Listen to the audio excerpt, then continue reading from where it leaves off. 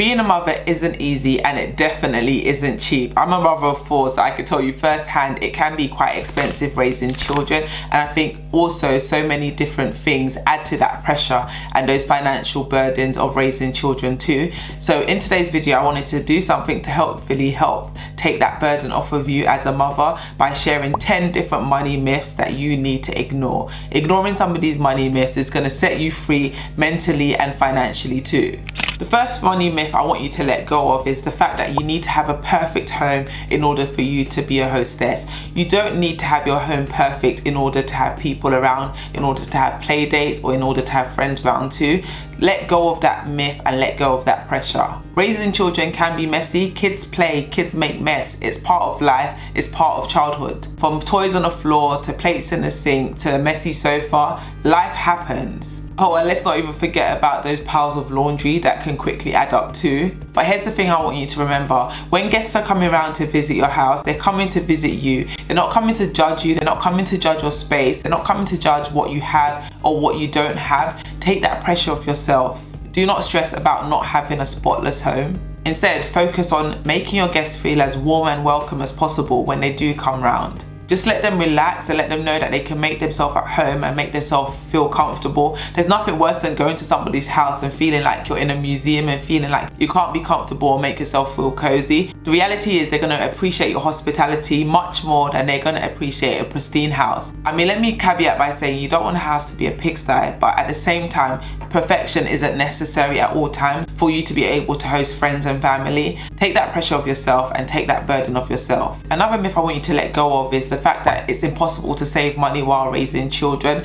That mindset alone is going to make it impossible for you to save money. But if you just change a few things in that sentence and reframe your way of thinking and say, I'm going to save money in spite of the fact that I have children, you're going to realize that you're able to free up more cash to put towards those savings goals. Because if you set yourself that intention of wanting to save money, what you find is you become more mindful of where you're spending money and make a conscious effort to put money aside where you can. The first thing you want to do in order to be able to start saving money, if you haven't yet done so, surprise, surprise, create a budget. If you don't have a budget yet and a plan for your money, it's going to be even more difficult for you to start saving. So definitely create a budget, create that conscious spending plan and start putting money towards that saving goal little by little. All those little bits that you add up on a monthly basis will add up to something significant by the end of the year. And if you're really struggling to find ways to save money, look at ways that you can reduce some of those expenses. I know the cost of living right now makes it very difficult to be able to reduce those expenses, but where can you make cutbacks? Where can you make sacrifices?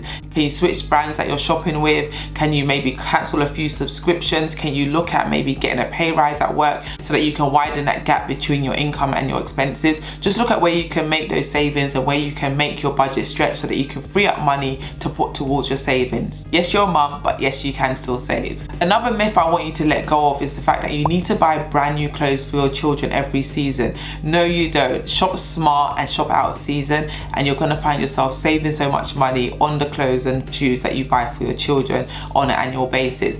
Be honest, comment below if you've ever bought clothes for your children and put it in the wardrobe. Come time for that child to wear said clothes, the clothes don't actually fit. They're too small. That's because your children probably have more clothes than they need or they're able to wear. I know I'm guilty of that too, even if you're not. There's been many times where I've bought my children stuff and they've not been able to wear it and they've outgrown it before they've had a chance to wear the item, or they've worn it a handful of times at max and then the item has become too small for them. The thing is, you don't actually need to buy new clothes for your children every season. One thing you can do is size up so that they can grow into the clothes and you can get more than one season's wear out of it.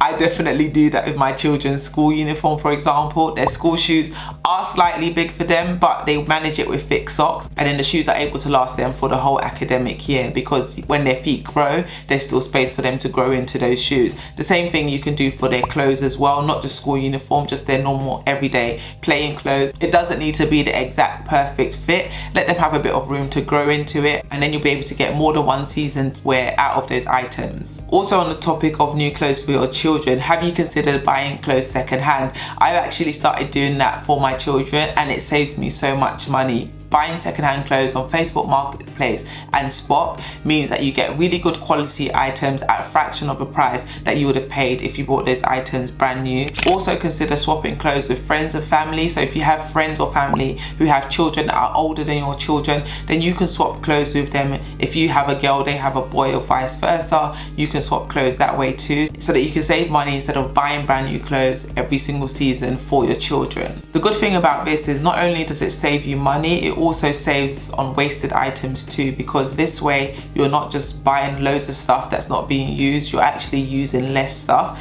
which obviously is better for our environment. Another myth I want you to ignore is the fact that you cannot go on holiday with your family on a tight budget. Ignore that myth, it's not true. I've done it many a times. I mean, granted, I'm not going on the holiday destinations that I would love to go on. We're still able to go on holiday and create great memories with our children on a budget. So instead of going on a family holiday to the Caribbean or to the Maldives, why not consider going on a family staycation? My family, we love to go on caravan trips. I remember it took my husband years to convince me to go on one of those trips, but once I went, I was converted, and we've been going on caravan trips ever since, every year, and the kids absolutely love it. Especially if you have a young family and young children, kids don't need much, they just need quality time with their family, and that quality time can be spent here or abroad. You don't have to go to the most expensive destinations to achieve that same purpose and create those beautiful memories with your family. So if you are going on a family vacation, consider shopping around online, looking for discounted vouchers, compare the market or flight scanner. Also plan that trip well in advance. So if you're booking your holiday that far in advance, it's going to work out a lot cheaper for you, and you're going to be able to save so much money